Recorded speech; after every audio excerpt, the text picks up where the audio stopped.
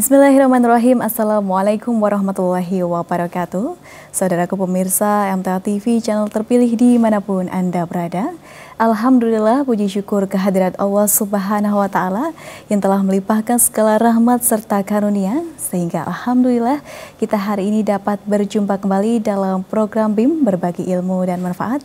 Senang sekali hari ini insya Allah saya Sekar Pangesti akan menemani Anda selama 60 menit ke depan dalam program BIM. Ya, bagi Anda pemirsa, hari ini kita akan membahas tema tentang bagaimana mencegah munculnya kasus bunuh diri di masyarakat dari perspektif psikologi. Nanti kita akan membahas bersama salah satu dosen dari Fakultas Psikologi Universitas Muhammadiyah Surakarta.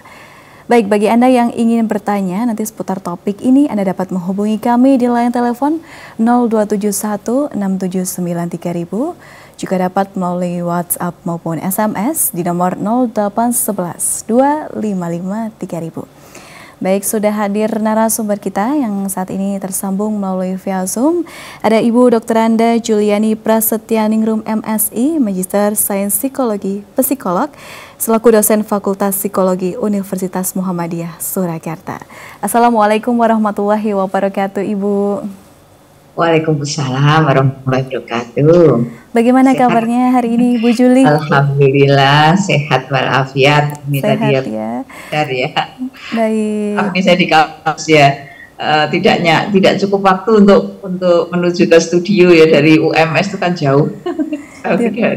Tidak masalah Ibu, di tengah kesibukan mengajar di bulan Ramadan tentunya, semoga Ibu selalu dalam keberkahan ya, Bu ya. Amin ya rabbal alamin. Baik Ibu, ini memang pembahasan kita kali ini tentang hal yang cukup ini ya Bu ya, sangat disayangkan sekali, memang adalah perilaku bunuh diri seperti itu. Iya. Baik Ibu, saya sebutkan bahwa ada data ini dari Pusat Informasi Kriminal Nasional atau Pusiknas Kepolisian Republik Indonesia. Ini ada peningkatan kasus bunuh diri atau suicide ya Ibu ya. Di tahun 2023 ini 2022 mohon maaf ini mencapai angka 900 dan di Oktober 2023 mengalami kenaikan sampai 971 kasus. Baik, dan juga yang kita lihat saat ini Bu ya, kemarin di tanggal 9 ya, di hari Sabtu ini memang ada fenomena di mana satu keluarga ini melakukan tindakan mengakhiri hidup bersama. Nah, ini memang sangat disayangkan sekali Ibu. Bagaimana mungkin kasus bunuh diri di Indonesia mulai sangat banyak begitu, bahkan dilakukan oleh satu keluarga. Nah, Ibu, melihat fenomena bunuh diri di masyarakat kita, ini sebenarnya Ibu, pengertian dari bunuh diri itu sendiri apa dari sisi psikologisnya Bu Juli? Dipersilahkan. Iya Mbak, betul sekali. Jadi fenomena perilaku bunuh diri itu sungguh sangat memprihatinkan, betul, bahwa peningkatannya sangat signifikan dan kebetulan lagi juga tadi ya, Jawa Tengah itu yang tertinggi. Nah ini kan daerah kita gitu ya, jadi kita memang merasa atau mungkin perlu gitu ya untuk peduli dengan kasus ini, karena tentu kita perlu tahu kenapa ya kok orang bisa melakukan bunuh diri. Nah insya Allah nanti kita diskusikan, mudah-mudahan bisa melengkapi informasi yang kita miliki. Ya betul, jadi bunuh diri ini adalah satu perilaku secara sengaja gitu ya, untuk melukai diri sendiri ya, dan tujuannya memang untuk mengakhiri hidup. Karena memang ada perilaku lain yang mirip ya, disebut self harm atau menyakiti diri sendiri. Itu adalah satu perilaku yang memang bertujuan untuk menyakiti tapi tidak sampai mengakhiri hidup. Biasanya kalau self harm itu untuk mengalihkan rasa sakit secara psikologis, misalnya dikecewakan oleh orang, misalnya seperti itu, kemudian dia mentransfer rasa sakit hatinya, dendamnya itu dengan menyakiti diri sendiri, dan dia mengatakan bahwa dengan menyakiti diri sendiri itu terkurangi rasa dendamnya atau rasa sakit hatinya. Seperti itu self harm. Beda kalau bunuh diri betul-betul memang berniat untuk mengakhiri hidup, sehingga memang faktor penyebabnya juga berbeda. Ya kasus yang kemarin memang sungguh sangat memprihatinkan, Ya, bapak ibu 2 anak, ya, anaknya yang satu masih 13 tahun, yang satu 18 tahun. Itu kan artinya kan masih anak ya, baru iya, mau masuk dewasa yang sudah betul. 14 tahun. Tapi kan ini sangat memprihatinkan, mereka berempat, satu keluarga melakukan bunuh diri secara bersama. Ini itu yang sangat memprihatinkan kita. Ya. Baik, Ibu. Untuk sebenarnya ini latar belakang mengapa akhirnya orang melakukan untuk memutuskan melakukan bunuh diri seperti ini.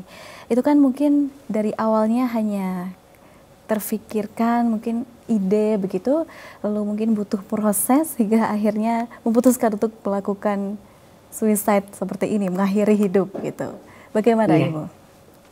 iya, betul sekali. Jadi memang faktornya itu banyak sekali nih untuk Iya, bisa seseorang melakukan bunuh diri gitu ya. Dan memang yang sangat saya khawatirkan juga dengan maraknya kasus bunuh diri itu, jangan sampai berita-berita yang muncul secara visual gitu ya di media itu menjadi role model bagi audiens gitu yang sebenarnya sedang memiliki permasalahan. Nah, ini yang perlu kita garis bawahi. Jadi teman-teman yang ada yang pada saat ini sedang akses MTA TV, iya, jadi ini bukan dalam rangka menginformasikan sesuatu yang negatif, kemudian menambah keyakinan bahwa bunuh diri adalah salah satu solusi gitu, itu salah satu tidak. Tapi kita ingin mendiskusikan bersama-sama bagaimana kita mencegah orang lain siapapun itu untuk yang mungkin pada saat ini sudah memiliki keinginan atau memiliki ide untuk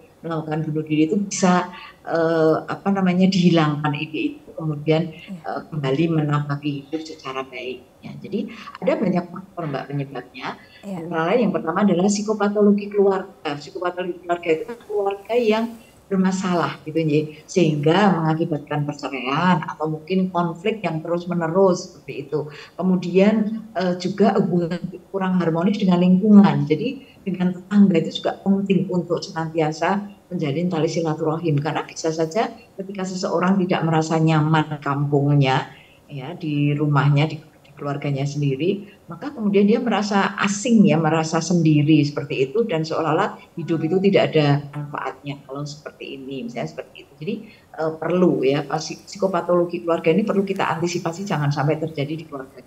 iya, Kemudian komorbid logis, jadi pernah mengalami depresi atau bipolar atau penyalahgunaan nafsa atau skizofrenia, itu adalah gangguan-gangguan psikologis yang mungkin dulu pernah dialami. Nah, ini orang-orang seperti ini perlu kita dekati gitu ya, perlu kita antisipasi supaya tidak melakukan hal-hal yang tidak kita inginkan. Nah, yang kemudian juga stresor yang beragam serta problem solving yang tidak adekuat. Jadi seolah-olah melakukan mengatasi salahnya, tapi ternyata sebetulnya tidak.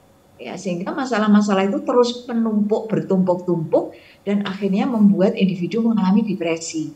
Nah, ini yang perlu kita lebih peduli pada lingkungan kita, karena memang sekarang ini situasi sosial memang sangat berbeda ya dengan 20-50 tahun yang lalu, betul. karena individu itu mudah sekali mengarah pada satu sikap yang individualis. Kenapa? Karena asik dengan dunia sendiri melalui handphone ya.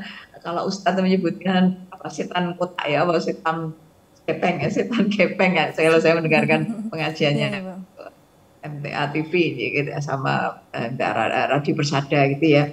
Ya, setan kepeng ini kan membuat orang semakin cenderung untuk individualis, karena hidup seolah-olah hanya dengan seseorang yang entah di mana gitu ya, Iya, atau mendapatkan informasi dari mana, sementara lupa atau tidak memperhatikan lingkungan terdekatnya. Nah, sehingga masing-masing merasa sendiri, tidak guyup, tidak menyatu, seperti itu yang membuat orang mudah sekali mengalami frustrasi, cemas, stres, dan akhirnya bisa menyebabkan depresi. Nah, itu kemudian yang keempat itu adalah penyakit ya. Jadi itu juga menjadi salah satu faktor penyebab mengapa seseorang melakukan bunuh diri. Jadi misalnya penyakit menahun, kemudian seolah-olah sudah tidak ada obatnya seperti itu. Nah, ini adalah beberapa faktor yang menyebabkan atau menjadi penyebab mengapa orang melakukan bunuh diri. Baik Bu Juli, dari faktor-faktor tadi, dari yang pertama adalah bagaimana keluarga yang kurang harmonis, kemudian sampai yang keempat, di bagaimana memang memiliki penyakit yang bertahun-tahun sehingga rasanya give up, pengen menyerah dan ingin mungkin mengakhiri hidup saja seperti itu. Mudah-mudahan Ya, betul. semua dikuatkan Ibu ya untuk Ya, menghadapi betul. segala ujian-ujiannya. Baik, tadi Ibu sampaikan bahwa memang untuk ketika ada permasalahan dalam hidup seseorang, itu memang tidak semua langsung memutuskan untuk mengakhiri hidupnya. Ada juga yang melampiaskan dengan menyakiti dirinya sendiri tadi. Menurut psikologis diri, untuk bunuh diri ini adakah jenis-jenisnya, Ibu Juli? Iya, betul sekali. Memang Ya. ada 4 macam ya bentuk bunuh diri. Jadi yang pertama itu adalah egoistic suicide. Ya, ini cirinya adalah individu yang memang isolated, kontak sosialnya itu sangat rendah. Dia tidak bisa akrab dengan lingkungan terdekat, tidak akrab dengan keluarga terdekatnya juga. Dia merasa terisolasi, sehingga menyebabkan egosentrismenya tinggi, individualismenya juga tinggi, dan itu membuat dia merasa alone ya, loneliness di lingkungan, di keluarganya, di rumahnya, di sekitarnya, seperti itu. Itu egoistic suicide. Dan yang kedua fatalistic suicide, itu adalah karena dia merasa tertekan dengan aturan-aturan di lingkungannya, aturan-aturan masyarakat, regulasi masyarakat yang sangat ketat, dan seolah-olah dia merasa tertindas dengan aturan-aturan itu. Jadi misalnya, mungkin ini kasus-kasus bunuh diri pada mahasiswa misalnya ya, Ya. yang kok kampusnya itu kok ketat banget, mungkin SPP harus tanggal sekian harus sudah bayar. Kemudian yang kedua mungkin tugas-tugasnya yang sangat berat, mungkin menyelesaikan skrip yang berulang-ulang tidak berhasil, misalnya seperti itu, dianggap sebagai penindasan ya, sehingga dia kehilangan kebebasan untuk bermain sesuka hatinya, misalnya seperti itu. Ini tipe fatalistic suicide. Kemudian ada lagi yang unik ini, altruism suicide, tapi sepertinya ini justru terjadi di negara-negara maju ya, individu yang mengorbankan diri demi kepentingan sosial. Jadi misalnya begini, ketika dia melakukan satu kesalahan, ini biasanya terjadi di Jepang karena adanya budaya harakiri. Jadi Ya. ketika ada pejabat yang tertangkap korupsi misalnya, konangan ya, melakukan korupsi konangan. Dan sebenarnya juga nggak kalau dibandingkan dengan koruptor yang lain mungkin cuma sedikit gitu, tapi karena dia memiliki satu keyakinan bahwa saya ini telah mempermalukan masyarakat gitu ya, mempermalukan negara seperti itu, maka saya tidak layak untuk hidup lagi di bumi ini, seperti itu, akhirnya melakukan bunuh diri ya. Kalau dulu harakiri, sekarang mungkin dengan pistol, dengan apa gitu ya. Itu altruism suicide. Kemudian yang keempat, yang terakhir adalah anomy suicide. Nah, kalau ini sebaliknya, kalau tadi regulasi masyarakat sangat ketat, kalau ini sangat rendah. Ya. Jadi artinya tidak ada aturan yang jelas. Ya, aturan itu berubah-ubah sehingga orang jadi kebingungan juga mengikuti ritme aktivitas sehari-hari. Misalnya tiba-tiba saja harga bensin meningkat, listrik mahal Ya. dan lain-lain ya. Jadi kestabilan beras lah mahal sekali, ini juga saya sangat khawatir ya, karena masyarakat tentu akan mengalami satu situasi yang sangat berat gitu di beban karena anomi suicide ini tadi. Jadi bahwa kok tidak ada kestabilan dalam situasi sehingga sangat sulit untuk bisa bersosialisasi atau menyesuaikan diri dengan situasi yang mudah berubah seperti itu. Nah, ini yang disebut dengan anomi suicide seperti itu, Mbak. Jadi ada 4 macam itu. Baik, ada 4 tadi ya Bu ya, disampaikan oleh Bu Juli, begitu, terkait jenis-jenis dari bunuh diri itu sendiri. Nah, baik Ibu, bagaimana kita bisa mengenali orang yang mungkin ingin bunuh diri?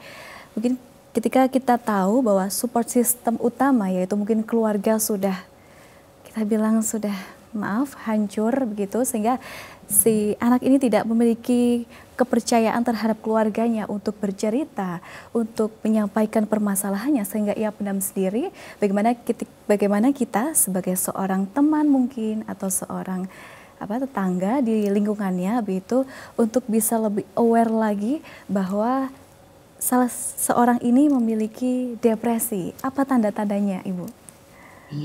Iya, betul sekali, Mbak. Jadi memang seperti yang tadi Mbak sampaikan, masyarakat itu sekarang memang perlu untuk semakin peduli gitu ya dengan lingkungannya. Jadi jangan terlalu asik dengan HP-nya sendiri-sendiri, tapi kita juga tengok kiri kanan gitu ya dengan lingkungan terdekat kita. Karena memang sebetulnya kalau kita memperhatikan masyarakat di sekitar kita itu insya Allah akan cukup banyak Iya. kasus-kasus bunuh diri yang dibatalkan gitu ya. Kenapa? Karena ketika kita mengamati seseorang, tiba-tiba tetangga kita itu berulang kali mengatakan aku pengen bunuh diri misalnya seperti itu ya. Jadi ketika seseorang itu sudah punya pikiran atau memiliki satu rencana untuk bunuh diri misalnya, sehingga dia kalau misalnya ngobrol gitu ya, ngobrol atau ya datang ke aktivitas perkumpulan kampung, tiba-tiba ini rasanya pengen mati bayi ya misalnya seperti itu, dan itu berulang-ulang. Nah, kita Okay. perlu lebih memperhatikan yang bersangkutan, ada apa ini, mungkin kita dekati dia, kita minta dia bercerita apa yang dia pikirkan. Kemudian kita mungkin bisa bertandang ke rumahnya gitu ya, misalnya sama bapak-bapak atau sama ibu-ibu, kita lihat apa saja yang ada di, kalau dia kos kontrak di sekitar rumah kita, di sekitar kampung kita misalnya, kita bisa melihat apa saja yang ada di kamarnya misalnya. Ya, misalnya kalau ternyata dia apa namanya mengatakan ingin bunuh diri, ingin mati saja dan seterusnya, kemudian di rumah ternyata memang sudah ada fasilitas-fasilitas untuk itu, misalnya tali, misalnya kemudian mungkin obat nyamuknya cair, misalnya seperti itu, kemudian ada racun, misalnya racun tikus. Ketika kita tanya, oh ini kan di sini banyak tikusnya, di sini banyak nyamuknya, misalnya seperti itu. Ini untuk apa namanya untuk mengeringkan pakaian, misalnya tali rapi itu misalnya seperti itu. Nah itu berarti sebenarnya ini sudah tanda-tanda, sehingga kita perlu lebih peduli pada yang bersangkutan. Karena orang yang ingin bunuh diri itu dia sebetulnya sedang butuh pertolongan, dia sedang butuh perhatian. Tapi kadang-kadang ya itu tadi, karena kesibukan kita masing-masing membuat kita menjadi tidak kurang perhatian ya di lingkungan kita seperti itu. Kemudian yang kedua adalah pola perilaku yang sistematis gitu ya. Jadi orang ini memang sudah cenderung untuk melakukan hal-hal yang aneh, unik-unik seperti itu. Jadi ya dia kalau ngobrol itu yang ngobrolnya hal-hal yang berkaitan dengan perilaku itu gitu ya. Nah ini yang kemudian kita perlu semakin mendalami yang bersangkutan. Sebetulnya apa yang sedang dia tuliskan di dalam buku hariannya misalnya, atau ya ketika kita ke kos-kosannya misalnya, dia sedang asik ya menuliskan sesuatu. Wah, sedang nulis apa tuh misalnya ya, ditanya aja, artinya tunjukkan bahwa kita itu peduli, kita itu perhatian dengan yang bersangkutan, sehingga merasa bahwa oh ternyata masih ada orang yang mau mempedulikan aku misalnya seperti itu gitu. Nah kemudian yang juga yang lebih mudah kita amati adalah tiba-tiba saja kita punya teman yang biasanya sering chattingan dengan kita misalnya, biasanya sering bertandang ke rumah kita misalnya, kok sudah lama tidak pernah muncul misalnya. Nah gitu kita perlu menyapa ya, ada apa dengan dia. Kalau misalnya memang karena dia sibuk banget ya monggo saja, tapi dia tiba-tiba kita telepon dan nangis misalnya ya, nangis menceritakan berbagai hal permasalahan dia, nah ini dia butuh pertolongan, something happen, sesuatu terjadi, sesuatu yang buruk mungkin sedang terjadi pada dia, maka dia butuh untuk kita bantu ya, kita ketikberdayaannya itu harus kita kuatkan gitu ya, bahwa dia mampu, insya Allah dia mampu gitu. Dan kita sebagai tetangganya atau sebagai saudaranya misalnya, atau sebagai anggota keluarganya itu siap untuk membantu dia ya, seperti itu. Kemudian juga kita perlu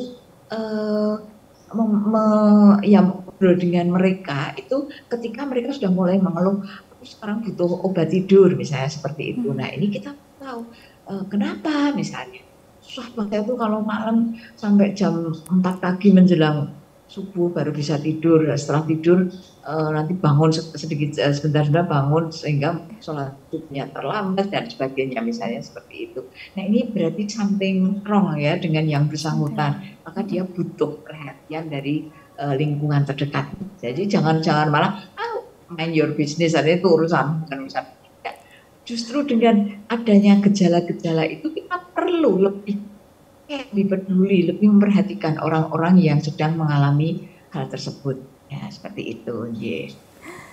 Baik Bu Juli, pentingnya support system ya, bagaimana untuk Betul. mendukung kehidupan kita ketika kita sedang ada problem-problem tertentu, begitu Bu Juli. Dan Masya Allah sekali, bagaimana kita untuk bisa selalu mendekatkan diri juga kepada Allah Subhanahu wa Ta'ala, begitu ya Bu ya, dalam setiap Ya, permasalahan kita, tidak langsung give up, tidak langsung menyerah, tapi coba kita perbanyak lagi sujud kita. Namun mungkin kepada namanya manusia, ini adalah makhluk sosial yang memang harus bersosialisasi, tidak bisa hidup sendiri, seperti itu Bu Juli.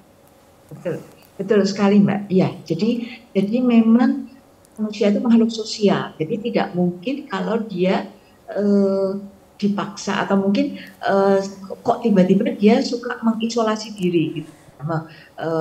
Menjauhi situasi sosial. Nah, berarti ada sesuatu yang sedang terjadi pada yang bersangkutan. Atau kita yang eh, mempedulikan lingkungan kita. Sehingga ada orang-orang yang butuh perhatian dengan dalam bentuk dia justru mengisolasi diri karena dia mungkin mencari perhatian seperti itu. Nah, ini memang sangat dibutuhkan kepedulian kita. Sehingga kenapa ada kegiatan misalnya arisan RT, arisan RW, rapat bapak-bapak kampung misalnya, atau mungkin ronda misalnya. Itu adalah situasi-situasi yang sangat dibutuhkan untuk menjalin kebersamaan di dalam satu kehidupan bermasyarakat seperti itu. Maka ketika sekarang ini sepertinya ronda itu sudah jarang gitu ya. Jadi ada tempat rondanya, tetapi aktivitasnya sudah jarang sekali dilaksanakan. Misalnya seperti itu sebenarnya juga satu fasilitas yang harusnya kita uri-uri gitu ya, untuk membuat masyarakat itu punya tempat saling akses ya, saling saling berkomunikasi, saling menyapa, saling sharing, saya seperti itu.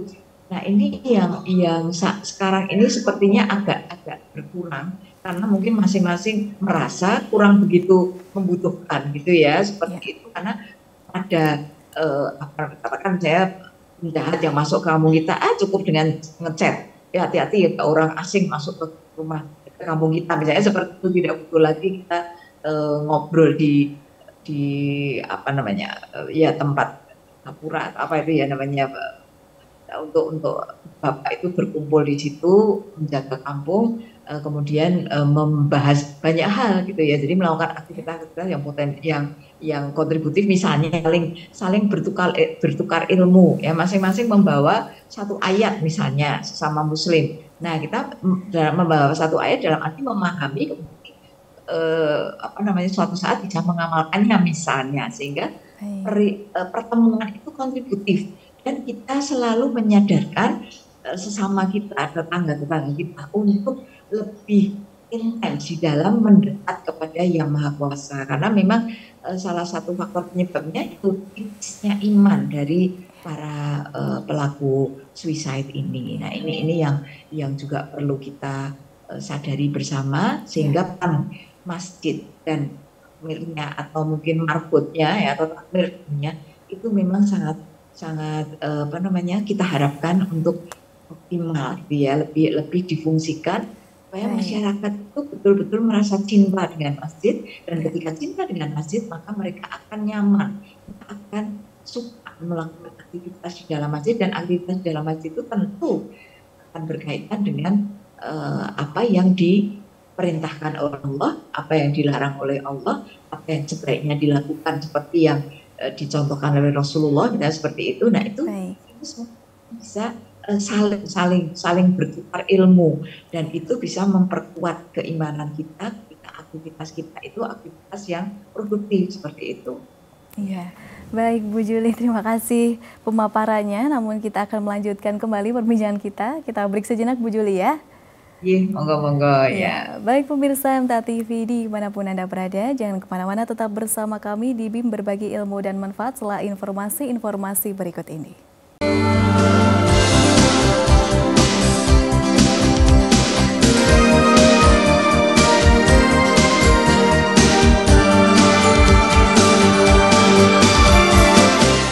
Baik pemirsa MTA TV, terima kasih banyak masih bersama kami dalam program BIM Berbagi Ilmu dan Manfaat.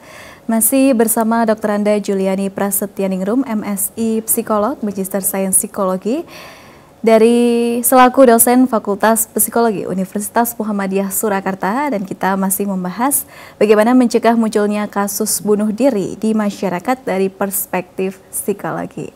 Dan bagi Anda yang ingin bertanya, Anda dapat menghubungi kami di line telepon 0271 679 3000, juga melalui WhatsApp maupun SMS di nomor 0811 255 3000. Baik Bu Juli, kita lanjutkan kembali ya perbincangan kita hari ini Bu Juli. Baik, pernah ada satu fenomena begitu, ada seseorang yang happy begitu, perawakannya tuh happy, riang, bahkan suka menghibur temennya dengan candaan-candaannya, orangnya sangat humoris sekali. Tapi pernah di suatu ketika, ternyata dia ini adalah orang yang mempunyai masalah berat dan depresi, tapi dia bisa menyembunyikannya dengan ekspresinya yang sangat riang. Nah, kalau ditinjau dari segi psikologis, orang ini sebenarnya mengalami apa, Ibu? Ya. Iya.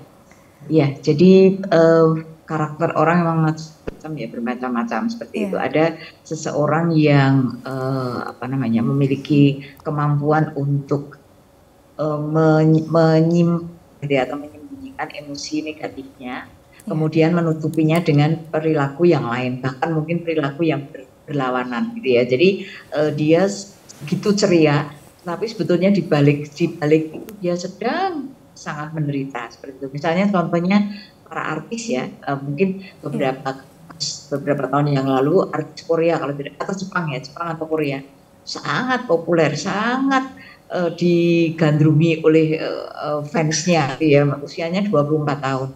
Nah, dan dia di panggung itu penyanyi ini ya, perempuan itu di panggung itu luar biasa menghibur begitu banyak orang. Tapi begitu dia di hotel bintang 5 paling atas gitu ya, lokasi paling mahal gitu kan, dia merasa saya ini kok jadi objek gitu ya, jadi objek yang dimanfaatkan oleh orang. Mereka berbahagia, bergembira ketika aku nyanyi, tapi aku sendiri setelah selesai nyanyi kelelahan dan tidak ada orang yang memperhatikan aku seperti itu. Jadi di satu sisi dia bisa menyembunyikan kondisi apa yang dia rasakan, tapi di sisi lain dia tidak mampu untuk mengatasi masalah yang sebetulnya cukup besar, ya. Namun ini tidak terekspresikan karena tertutupi oleh pujian-pujian dari orang bahwa dia humoris, dia suaranya bagus, dia dengan berbagai pujian-pujian yang dirasakan yang bersangkutan itu sebetulnya sebagai sesuatu yang bukan sifatnya. Ya, kenapa? Karena dengan aku dipuja-puji seperti ini, maka aku harus selalu menjaga stamina, menjaga suara, harus selalu menyenangkan orang lain. Sementara aku tidak boleh menikmati keinginanku sendiri. Misalnya inginnya adalah tidur nyenyak misalnya. Sementara kalau sudah menjadi artis seperti itu, baru tidur sebentar sudah di bel dan lain-lain seperti itu, sehingga privasinya itu mungkin menjadi hilang sama sekali.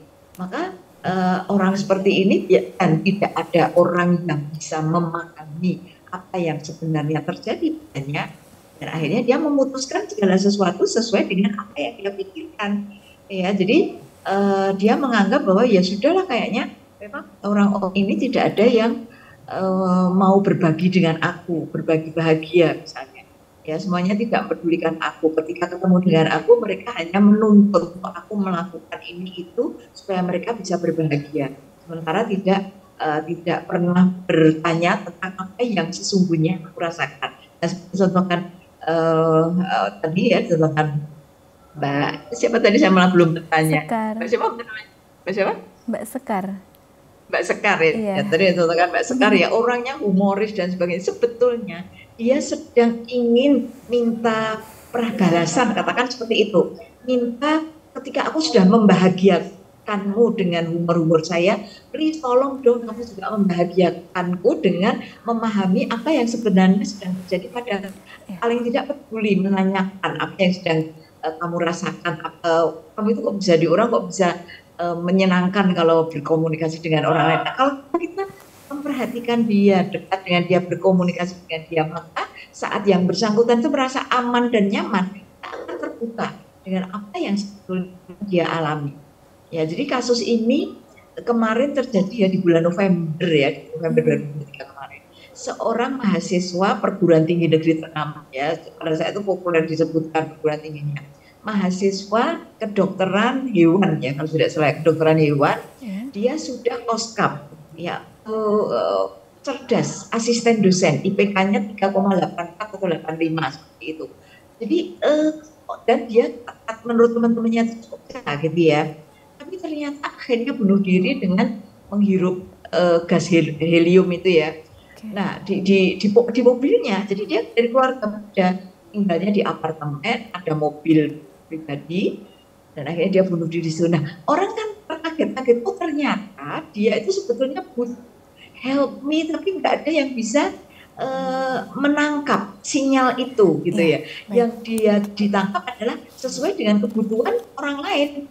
Butuhnya darimu adalah membantu aku mengerjakan tugas misalnya, membantu aku membuat kita berbahagia karena bareng di kantin misalnya, seperti itu. Jadi tidak pernah temannya ini berusaha untuk ngobrol secara mendalam dengan si pelaku bunuh diri ini, mahasiswa ya perguruan tinggi ternama. Nah, sehingga akhirnya dia tetap merasa sendiri meskipun temannya banyak, karena senang mendengarkan hidupnya, humornya saya seperti itu. Tapi dari sisi yang bersangkutan, kok semua orang hanya memanfaatkan aku, tidak ada yang memperhatikan kebutuhanku, menanyakan kebutuhanku seperti itu.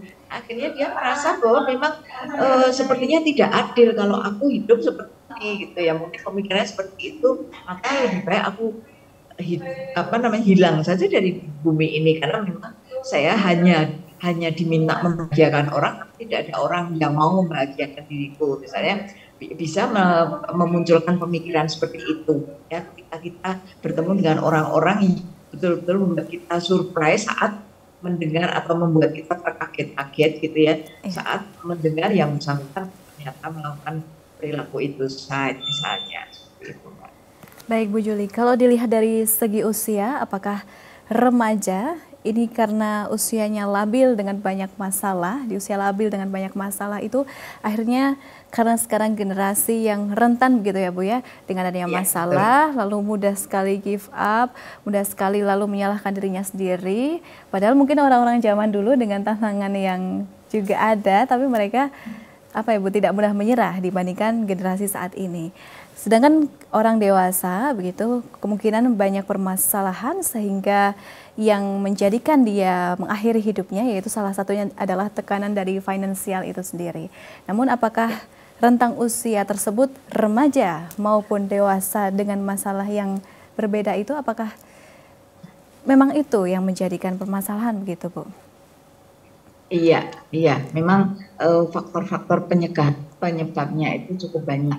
Salah satunya tadi ekonomi ya, misalnya seperti itu. Nah, kalau tadi berkaitan dengan usia, itu memang perilaku bunuh diri ini cukup banyak atau persentase cukup tinggi dilakukan oleh kalangan remaja akhir ya. Jadi remaja akhir. Jadi 20-an tahun atau usia mahasiswa seperti itu. Nah, beban-beban apa saja yang dialami oleh mereka itu yang mengakibatkan kemudian mereka segera ingin mengakhiri hidupnya.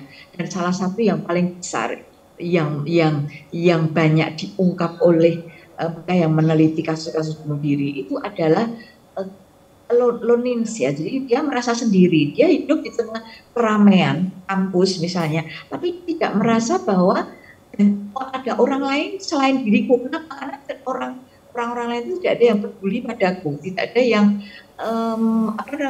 membutuhkanku, tidak ada yang menganggap aku ini ada, seperti itu. Jadi sementara pada masa remaja itu kan mereka sedang berada pada satu di mana mereka sedang baru saja membentuk identitas diri. Nah, pelaku bunuh diri sangat kemungkinan besar itu memang identitas dirinya belum tercapai atau terbentuk. Sementara dia butuh bantuan dari orang lain, tapi tidak ada yang berusaha untuk mendekati dia, untuk membantu dia, untuk menemukan identitas dirinya, sehingga dia mengalami confusion identity atau kebingungan identitas yang menyebabkan dia mudah sekali mengalami permasalahan karena dia belum menemukan atau belum memahami tentang potensi-potensi yang dia miliki dan orientasinya pada hal-hal yang tidak dia miliki atau bahkan kelemahan-kelemahan yang dia rasakan, sehingga itu yang selalu ditonjol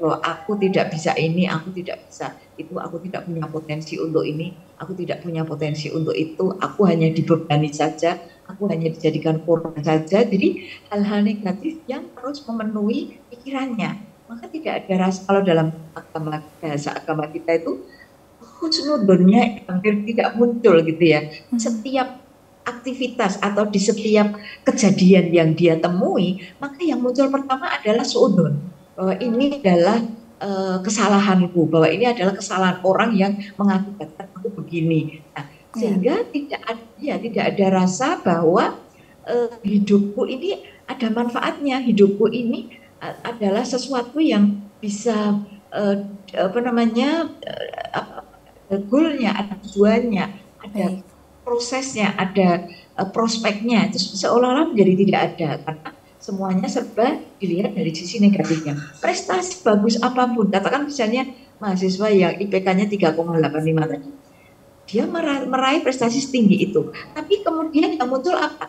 Bahwa berprestasi seperti ini bukan karena ide kreatifku, bukan karena keinginanku, tapi karena keinginan mamaku misalnya. Karena kan di surat wasiat yang ditinggalkan itu dia menyebut bahwa panjang hidup dia tidak pernah merasa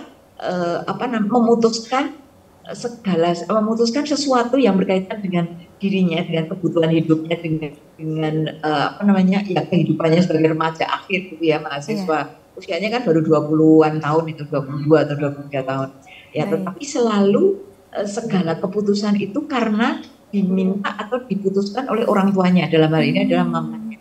Ya, jadi sehingga orang ini merasa bahwa untuk apa aku hidup, karena kan selama ini hidupku itu diatur oleh orang lain, dan kemudian dia baru merasakan wah inilah hidupku. Dalam arti begini, surat wasiat itu menyebutkan, Mas, selama ini aku selalu memenuhi keinginan mama dan aku sudah melakukannya, terima kasih ya Ma, sangat mencintai, aku juga mencintai mama, tapi Ma, aku tidak pernah merasa bahwa aku melakukan sesuatu itu karena keinginanku, semuanya adalah karena keinginan mama. Maka mohon maaf, maafkan aku ya Ma, kali ini aku ingin melakukan apa yang aku inginkan. Ya, jadi dia bunuh diri itu dalam ingin menunjukkan kepada mamanya bahwa dia bisa melakukan sesuatu yang itu adalah idenya, bukan ide mamanya, seperti itu. Ya, seolah-olah pemberontakan gitu kan. Jadi ketika kita melihat orang yang ceria dan lain-lain, dan kita tidak berusaha untuk mendekat, dalam arti mendengarkan suara hatinya yang paling dalam, ya akhirnya kita tidak akan menyadari oh sahabat kita yang kelihatannya begitu ceria, begitu berprestasi, ternyata kok akhirnya melakukan itu. Nah, inilah yang sangat dibutuhkan oleh lingkungan kita, bahwa kepedulian pada orang lain itu memang sangat-sangat dibutuhkan. Dan memang Emil Durkheim, ya, seorang geolog, itu memang mengamati bunuh diri dari sisi sosiologis. Jadi memang kehidupan bersosialisasi, kehidupan dengan lingkungan masyarakat itu sangat penting, sangat kontributif untuk kenyamanan, untuk kebahagiaan seseorang. Dan ketika seseorang itu merasa dia isolated, terisolasi di lingkungan terdekatnya, di masyarakatnya, di mana dia tinggal, di mana dia kos misalnya, di mana dia menetap di situ, nah itu sangat berpengaruh terhadap konsep pemikiran, konsep solusi yang muncul pada orang-orang yang tinggal itu. Ya, maka apa yang kita miliki sejak lama, yaitu keguyuban, ya, kepedulian dengan lingkungan sekitar, itu akan sangat bagus kalau kita bukan lagi. Sepertinya itu memang sudah sangat cukup langka ya di masyarakat kita. Maka budaya-budaya guyub itu perlu kita munculkan, tetapi tentu dengan aktivitas yang kontributif, aktivitas yang betul-betul itu akan memperkaya kita, mencerdaskan kita, mengarahkan kita pada tujuan akhir, yaitu bahagia dunia akhirat. itu. Jadi keguyuban itu tidak hanya sekedar guyup dan main kartu misalnya seperti itu tidak, tapi keguyuban yang betul-betul memberikan kontribusi pada si pelaku keguyuban ini. Masing-masing akan mendapatkan nilai plus dari kebersamaan, kemudian persatuan gitu ya, saling tolong menolong. Ini yang perlu kita hidupkan lagi sepertinya, karena salah satu faktor penyebab yang cukup kuat dengan terjadinya kasus ini adalah kepedulian terhadap lingkungan itu sekarang semakin minimal. Contoh konkret yang terakhir ini, pada satu keluarga ini, mereka sedang terhimpit secara ekonomi. Ya. Tetapi memang karena sebelumnya kalau tidak salah keluarga berada, maka mungkin minta tolong, minta bantuan pada tetangga, mungkin tidak nyaman, kaya kok minta tolong, misalnya minta mau hutang, misalnya seperti itu.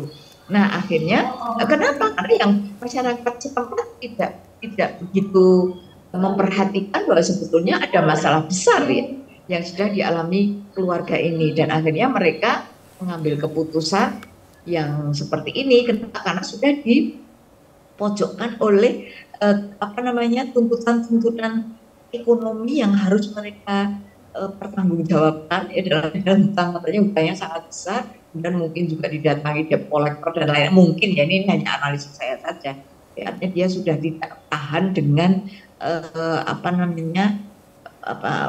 detakan atau mungkin beban gitu ya, beban dari lingkungan yang sedemikian berat. Nah, akhirnya merasa bahwa salah satu solusi yang paling tepat menurut mereka gitu ya, itu adalah mengakhiri hidup, karena mereka berpikir selesai tanggung jawab, salah, padahal itu salah. Karena bunuh diri itu adalah awal dari jadi bukan akhir sekali, tapi awal dari satu kehidupan yang abadi semuanya, dalam ini adalah hidup di akhirat ya, nauzubillah min dzalik ya. Jadi ini hal-hal yang perlu kita perhatikan, bagaimana kita bisa mencegah gitu ya terjadinya kasus ini ya, dengan meningkatkan kehidupan keagamaan kita, spiritual kita, iman kita. Kemudian mengajak teman-teman kita untuk membuat hidup itu harus punya goal gitu ya, jangka panjangnya apa, step by step dimunculkan, di-setting. Jadi hidup itu penuh dengan aktivitas yang produktif seperti itu. Kemudian juga kita perlu memperhatikan lingkungan ketika ada gejala-gejala pada salah satu anggota masyarakat kita.